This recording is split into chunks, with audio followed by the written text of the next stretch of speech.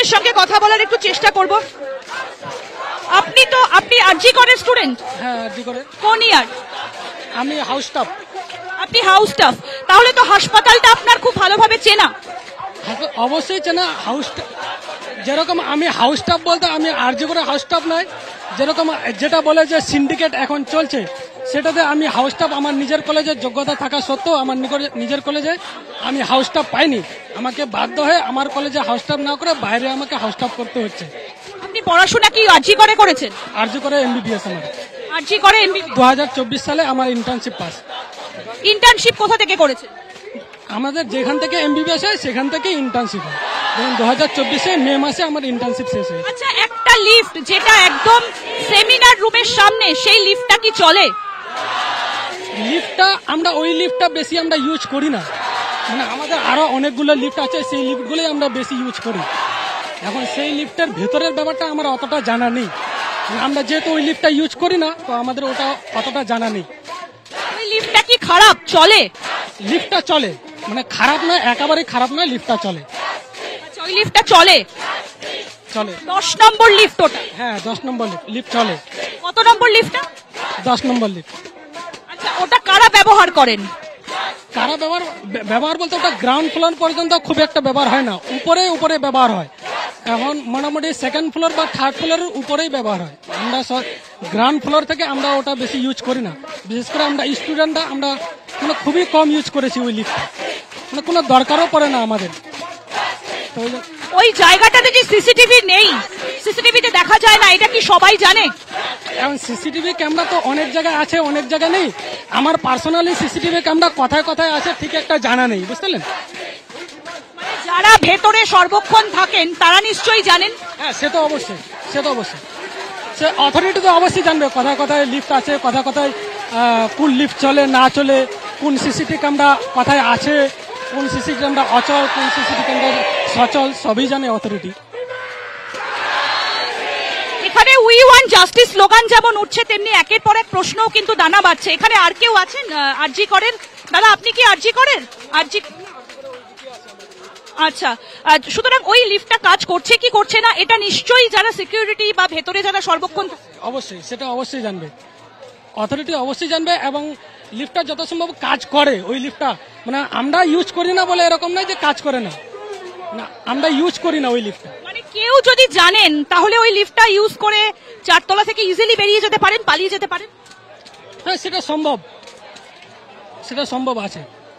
ওই লিফটটা যেহেতু কাজ করে এবং যদি ওরকম লিঙ্ক থাকে, সিকিউরিটি গার্ডরা অবশ্যই জানবে যে লিফটটা চলে কিনা, ওদের জিজ্ঞেস করলে বুঝতে পাওয়া যাবে। মানে মেইনলি অথরিটিকে জিজ্ঞেস করলে বুঝতে পাওয়া যাবে যে ওই লিফটটা কখন কখন চলে। মানে বেশিরভাগ সময় আমরা দেখতাম বন্ধ থাকতো, মানে আমরা ইউজও করতাম না বন্ধ। আপনিও আরজি করেনই? 4, 6 and 6, 7 এই চারটা।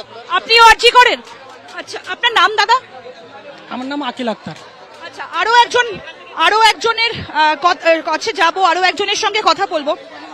যদি একটু দাদা, যদি একটু এইখানটা বসে কথা, আপনি ওই দিকটা ঘুরে যান, ওই পাশটা এখানে আসেন, যদি একটু ওইদিকে ঘুরে, ওইদিকে মুখ করে যদি একটু কথা বলা সম্ভব হয়, কারণ আপনারাও বসে রয়েছেন অনেকক্ষণ ধরে, আপনাদেরও প্রচুর ধৈর্য। আপনি কি আরজি কর থেকে এমবিবিএস করেছেন? হ্যাঁ, এমবিবিএস করেছি। কোন ইয়ার আপনার? এবার ইন্টার্নশিপ করেছি কমপ্লিট, এখন হাউস স্টাফ ব্যাচ। আচ্ছা, এই যে সেমিনার রুম, তার পাশে চেস্ট ডিপার্টমেন্ট, এগুলো জানতেন আপনারা? হ্যাঁ, আমরা সবই জানি, চেস্ট ডিপার্টমেন্ট, সেমিনার রুম সব পাশাপাশি সব জানি আমরা, তো ওখানে ডিউটি করেছি আমরা। ওই জায়গাটাতে যে সিসিটিভি ক্যামেরাটা একটা অংশ কভার করে, বাকিটা করে না, এটাও জানে? সিসিটিভি কোথায় আছে এটা কলেজে কেউ জানে না, তো কলেজে কোথায় কোথায় সিসিটিভি আছে খুব কম লোকই জানে।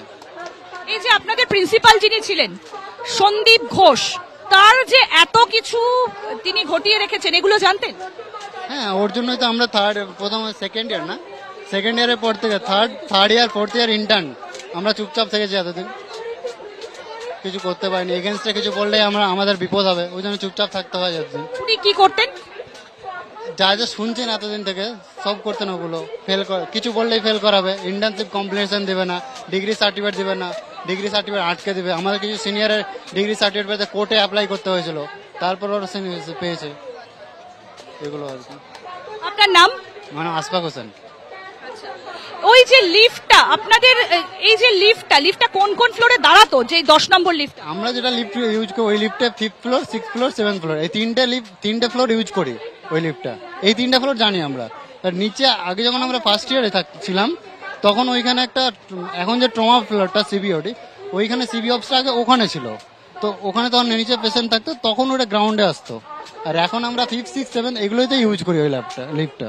তার নিচে যাই কিনা অতটা জানি না। আর অর্থাৎ এই লিফটটা নিয়ে কিন্তু একাধিক প্রশ্ন, যে 10 নম্বর লিফটটা এসেছে, সেই 10 নম্বর লিফটের কথা উঠে এসেছে, এই 10 নম্বর লিফটটা নিয়ে কিন্তু একাধিক প্রশ্ন। সুজয়? একেবারেই তাই। এবং এই মুহূর্তে আমাদের সঙ্গে আজতাক বাংলার সঙ্গে আছে অন্যতম আন্দোলনকারী নেতা সৌরভদা।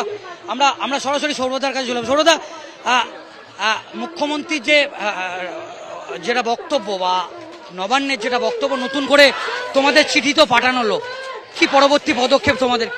দেখুন, আমাদের মিটিং চলছে, মিটিং প্রায় শেষ হয়ে এসেছে। কিছুক্ষণের মধ্যেই এখানে প্রেস কনফারেন্স করে জানিয়ে দেওয়া হবে আমাদের কি সিদ্ধান্ত আমরা নিয়েছি, ফলে সেখান থেকেই আপনারা জানতে পারবেন। তবে আমরা এটুকুই বলবো যে আমরা বারবার করেও জানানোর পরে আমাদের কতজন, আমাদের কি কি শর্তে আমরা যেতে রাজি আছি, সেখানে আমরা জানিয়েছিলাম অন্তত 30 জনকে যেতে দেওয়ার জন্য সুযোগ দেওয়া হয়। কারণ আপনারা জানেন আমাদের রাজ্যে 26টা মেডিকেল কলেজ আছে, প্রতিটা কলেজের একজন করে প্রতিনিধি থাকলেও প্রায় 30 জন দাঁড়ায়। কিন্তু এই মুহূর্তে আমাদের কাছে যে মেল চিঠি এসছে তাতে আমরা জানতে পেরেছি বড়জোর 12 থেকে 15 জনকে যাওয়ার অনুমতি দেওয়া হয়েছে। ফলে আমরা কোথাও যেন রাজ্যের পক্ষ থেকে এখনো সদিচ্ছার একটা অভাব দেখতে পাচ্ছি, বা যেভাবে তারা প্রায় হুমকির সুরে লিখেছেন যে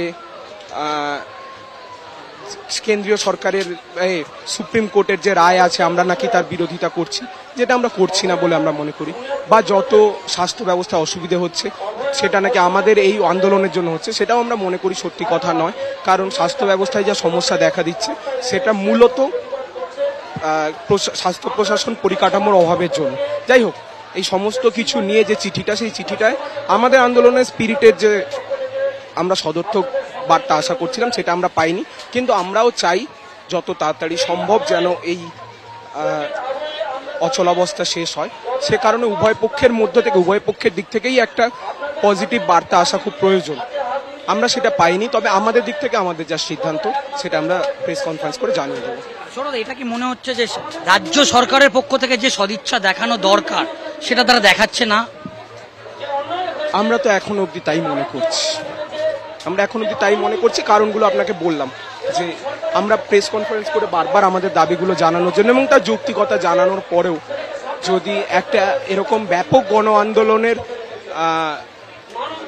নেতৃত্বের সঙ্গে এই ভাষায় কথা বলা হয়